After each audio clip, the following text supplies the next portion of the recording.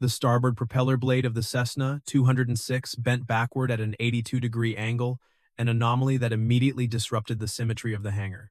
I adjusted the dial on my digital caliper, ensuring the readout zeroed out before clamping the steel jaws around the sheared aluminum edge. 3 millimeters of tearing.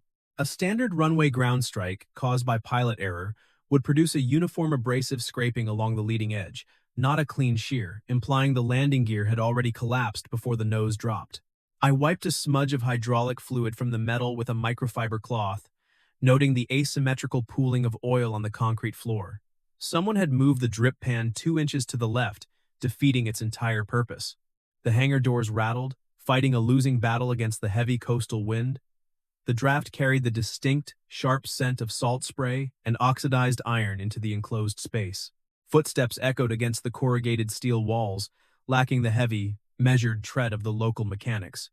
I kept my focus on my tablet, my stylus hovering over a strict grid of condition checkboxes. "You're the independent from the NTSB registry." A woman's voice clipped the end of the sentence with an exhaustion that vibrated in the damp air. "Justin Alvarez." I logged the millimeter depth of the propeller scar, saved the file to my encrypted local drive, and finally turned. Margot Johnson stood near the nose of the wrecked aircraft. The frayed stitch on the right shoulder of her leather jacket indicated it had seen more storms than the plane should have. She was 36, the owner of this struggling coastal charter service, and currently the prime suspect in a negligence investigation. Her work boots were scuffed with dried mud. She held a stack of manila folders clamped tightly against her chest, the cardboard edges misaligned in a way that made my fingers itch to organize them. I snapped my Pelican case shut, pushing the dual latches simultaneously so they clicked in stereo. "I am contracted by the insurance consortium to verify the mechanics of the incident. And your files are disorganized, Miss Johnson. If the federal inspectors arrive and see loose documents, they will assume your maintenance logs are equally chaotic." A visible, rigid line formed beneath her pale skin as her jaw tightened. The plane went down into a marsh because the starboard landing struts snapped mid-flare. I pulled a heavy-duty flashlight from my belt to inspect the strut housing. The preliminary finding on record was pilot error, a hard landing that broke the strut. If I signed off on that metric, her license was gone, and this entire hangar would be auctioned by the end of the month. I swept the intense white beam into the dark wheel well, searching for the missing shear pin that the local authorities claimed had snapped upon impact. The absence of that specific pin was the missing key document of this entire mechanical puzzle. Without it, or the digital flight data, she was grounded. Margot's grip tightened on the folders until the cardboard edges bent under the pressure. Outside, the hangar doors banged in the wind, and she stopped defending her methodology. The silence in the room shifted, turning heavy with the weight of her impending bankruptcy. I moved to the temporary folding table she had set up as a workspace, taking exactly 4 strides. The surface was unacceptable. Coffee rings stained the corners of aeronautical charts, and a letter of intent from a corporate firm was tossed carelessly near a torque wrench. I picked up the heavy bond paper by the edges, scanning the improper formatting of the legal header, Vance Aviation. I read the bold type aloud, noting the date. They submitted a buyout offer for this hangar and your coastal routes 2 days after the crash. They are offering pennies on the dollar. Margot dropped her disorganized folders onto the table. A pen rolled off the edge. I caught it midair, clicking the nib shut before placing it parallel to her notepad. "Vance has been trying to absorb my father's roots for 3 years, she explained, bracing her hands on the edge of the table. "He claims my planes are too old, and my safety protocols are outdated. He filed formal complaints with the local aviation board last week, citing the crash as proof." I studied the buyout document. The margins were a 1/4 inch too wide, a sloppy template job. He used affect when he meant affect in Clause 4. A man who cannot proofread a legal threat is careless. Careless men make mechanical mistakes. Margot blinked, momentarily derailed by my critique of the grammar rather than the threat to her livelihood. I set the flashlight down. The local authorities documented that the primary flight GPS and the engine monitor module were destroyed by water damage in the marsh. "Where are they?" "In the lockbox in my office," she answered cautiously, stepping closer to observe my equipment. The marsh water shorted the motherboards. The local tech said the data is irrecoverable. I rotated a Torx driver in my palm. I have the forensic tools to try a chip-level extraction before the salt corrosion finishes the job. If we move now, I can attempt a recovery the local shop likely couldn't do. If that flash memory degrades further, you lose the hearing tomorrow. She hesitated for a fraction of a second, likely unaccustomed to yielding authority in her own workspace. She watched the sterile, methodical way I arranged my anti-static mat on the table, and her defensive posture softened. She turned on her heel and walked toward the office, leaving me alone with the quiet ticking of the cooling metal. The GPS unit was a mess of cracked polycarbonate and swamp mud. Margot placed it on my anti-static mat. I pulled a pair of nitrile gloves from my pocket and snapped them on, ignoring the smell of stagnant water radiating from the device. The casing is compromised, I assessed, selecting a T5 driver, but the internal seal might have slowed the moisture ingress. I began extracting the micro screws, laying them in a precise grid pattern on a magnetic tray. "Can you actually pull the descent rate off that?" she asked, keeping her voice low. Vance is telling the board I dropped the nose too fast and slammed the strut. I pried the backing off the unit. The motherboard was coated in a thin layer of oxidized green film. It was a complete short. "The main controller is fried."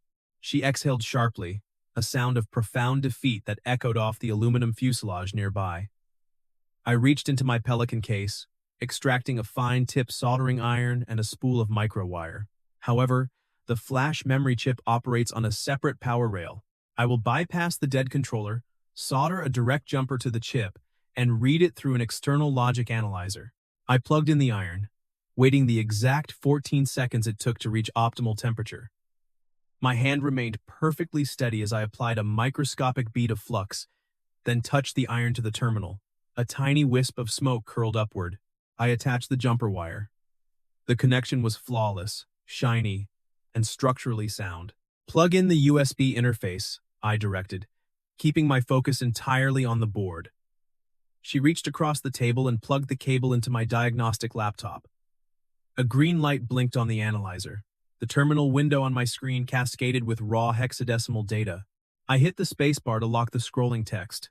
"We have extraction." I glanced up. Her posture had completely transformed.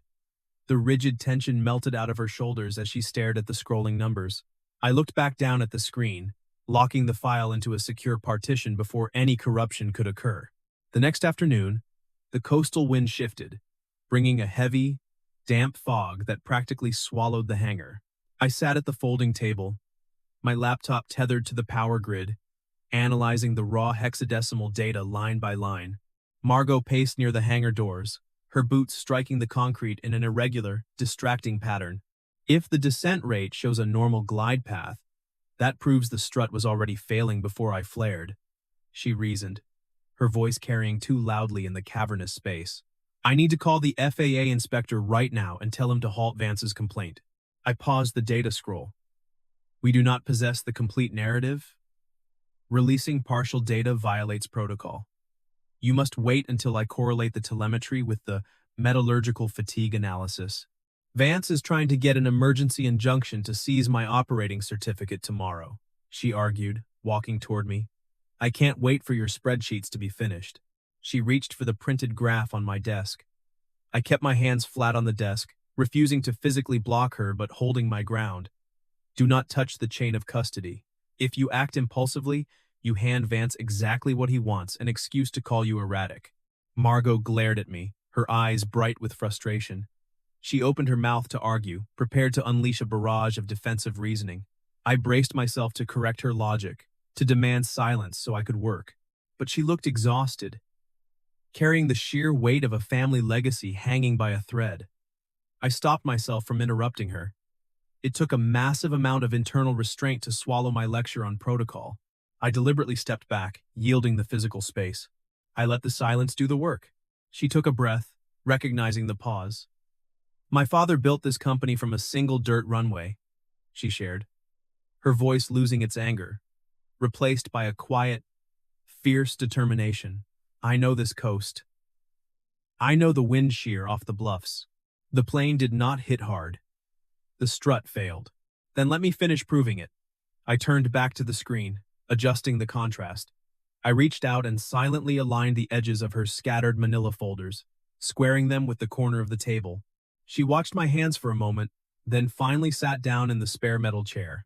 By the end of the third week, the hangar had developed a strange, operational rhythm. The domestic anchors of our forced proximity were small but constant. The hiss of the space heater I had recalibrated to run at optimal efficiency, the smell of her bitter black coffee in styrofoam cups, and the sound of rain hammering the tin roof. I stood at the workbench, using a torque wrench to systematically check the pitot-static system on her backup aircraft. It was not in my official purview to perform maintenance, but I had noticed a slight variance in the pressure lines, and my brain refused to ignore an uncalibrated instrument. I applied exactly 15 inch-pounds of torque to the final fitting, satisfied by the solid, mechanical click. Elias, her chief mechanic, walked past wiping grease from his hands with a red rag. "You don't have to do that, Alvarez. It's not on your checklist." I neatly returned the wrench to its designated foam cutout in my kit. A loose static line creates a 3% margin of error in airspeed readings. I do not tolerate margins of error. Elias chuckled, shaking his head. "Well, don't tell Margot. She's been sleeping on the cot in her office for 4 nights straight to keep an eye on the hangar. Vance's people have been driving by the gate. She's running on fumes." I froze. The foam cutout suddenly felt rough beneath my fingertips. Sleeping in the office.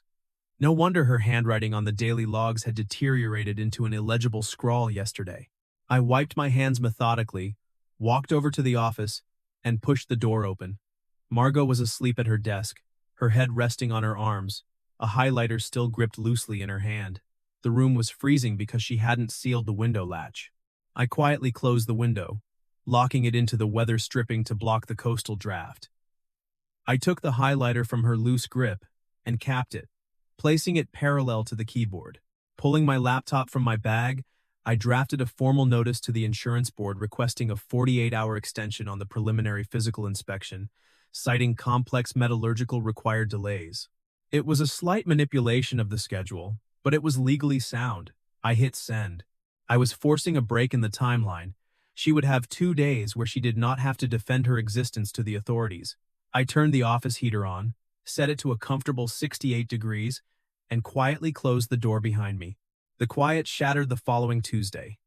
I was mapping the flight telemetry onto a 3D digital model of the runway when my encrypted email client chimed with a high-priority alert. I opened the message, my eyes scanning the official Federal Aviation Administration letterhead. I stood up instantly. My chair scraped harshly against the concrete. "The deadline has been moved." My voice was completely devoid of inflection. "Vance's legal team filed an expedited petition claiming your grounded fleet poses a public hazard due to uncontained fuel risks. The board granted the motion. The hearing is tomorrow at 0800 hours. The clipboard slipped from Margot's hand, clattering loudly against the floor. The timeline had just evaporated. My remaining metallurgical tests on the strut needed 48 hours to complete at the lab. "Tomorrow?" she whispered, staring at the fallen clipboard. "We don't have the final lab reports. We only have the raw telemetry, and Vance has an expert who will testify the data could be corrupted." She walked over to a stack of wooden crates and sat down heavily, resting her elbows on her knees. The fierce, pragmatic pilot was gone, replaced by a woman watching her life burn down. I walked over and stood a rigid 3 feet away, keeping my hands firmly shoved inside my jacket pockets. "If I lose the license tomorrow," she reasoned, her voice cracking, "Vance seizes the hangar by Friday. It's all I have left of my dad. He taught me how to fly in that exact Cessna." She stopped, taking a jagged breath, staring at the concrete floor. I knelt down so my eyes were level with hers, maintaining the physical boundary but closing the conversational distance. "You did not crash it.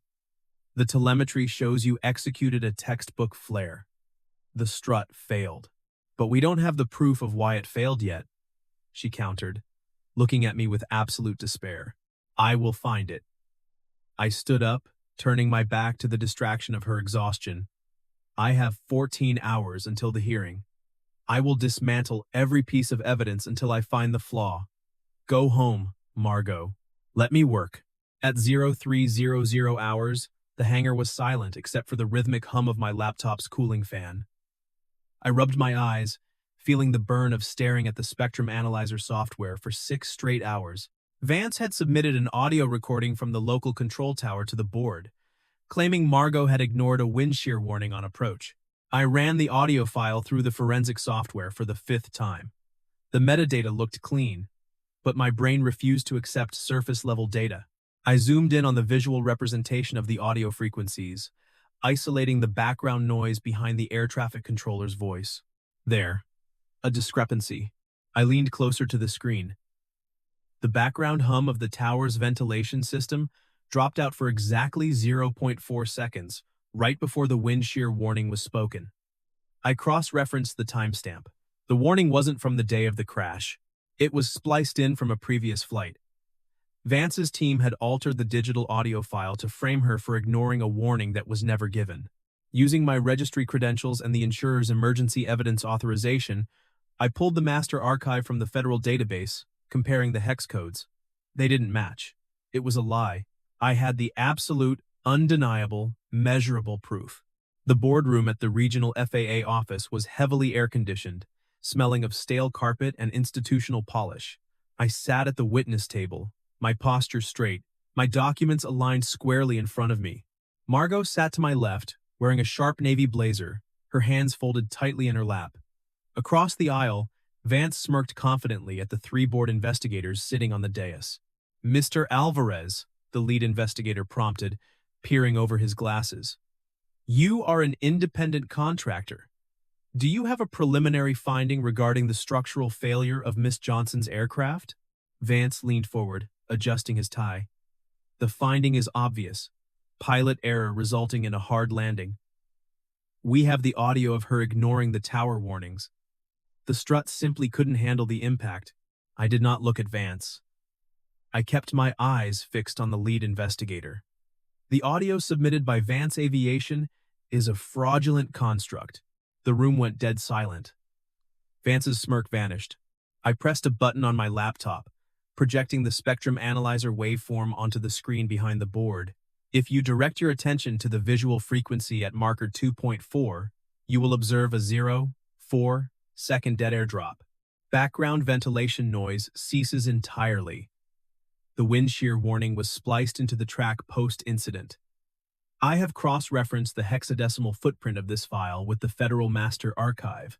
It is a forgery. The investigators stared at the screen, then at Vance. I tapped the next key. Furthermore, the extracted telemetry from the recovered GPS unit proves Miss Johnson maintained a textbook descent rate of 400 feet per minute. The impact force was nominal. The strut failed due to a pre-existing compromise in the shear pin, not pilot impact. The sabotage determination requires further formal investigation, but the mechanical failure is clear. This is absurd. Vance stood up, his chair scraping loudly. "He's compromised. Alvarez, my firm offered you a highly lucrative consulting contract yesterday. Is this how you negotiate? By manufacturing wild accusations to protect a failing bush pilot?" I reached into my organized folder, extracted the printed contract offer, and slid it across the table toward the board. "Vance Aviation offered me a retainer of $50,000 at 0030 hours last night," I clarified, my tone dropping to absolute ice. "I declined. My integrity is not subject to market fluctuations. And your legal formatting is atrocious. The data is immutable." Margot stood up. She didn't look at me. She looked directly at the board. "The records speak for themselves," she stated, her voice projecting calm, undeniable authority. "Vance has systematically attempted to sabotage my operation to secure coastal monopolies. I have filed a formal complaint with the Federal Inspector General, attaching Mr. Alvarez's forensic data as Exhibit A. I expect my operating license fully reinstated by the end of this session." The lead investigator looked at the data, looked at the contract, and then looked at Vance. "Mr. Vance, I suggest you retain legal counsel.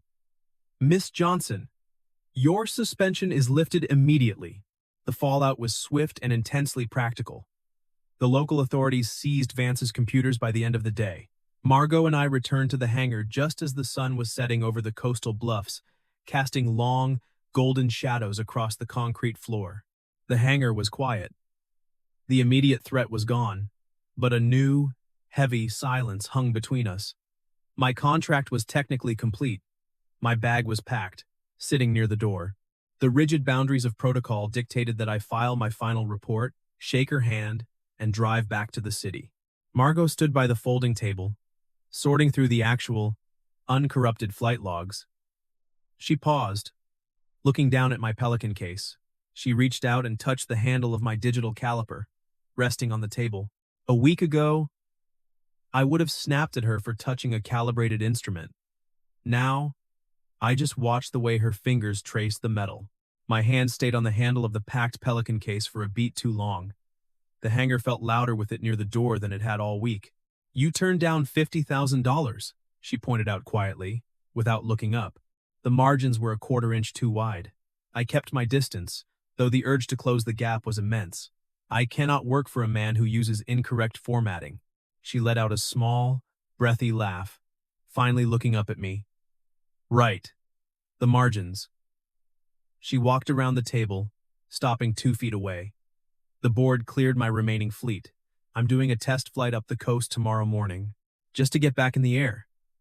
She paused, her eyes searching mine. I need a co-pilot to monitor the static lines. The mechanic is busy. It was a practical request. It was also an invitation to stay. I looked at the latches on my Pelican case. My life was defined by order, by leaving when the job was done, by never letting the variables of human connection mess up my clean data. I unconsciously reached into my pocket and zeroed out my spare caliper. The familiar click grounding me.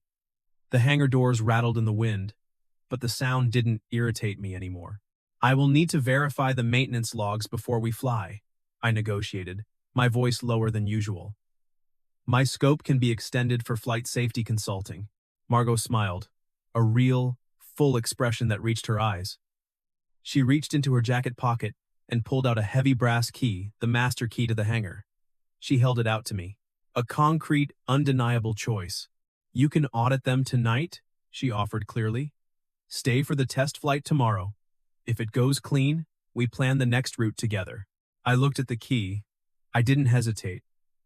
I reached out and took it, the cold metal settling into my palm, a physical weight that anchored me to this place. I'll start immediately, I agreed. I'll grab the coffee for the dawn pre-flight. Outside the open hangar doors, Elias was already under the wing of the backup Cessna, cursing at an access panel and pretending not to watch us. Sometimes the strongest promise is simple. I'll be here tomorrow. Respecting boundaries makes the trust stronger. Please like and subscribe so we can share more stories like this.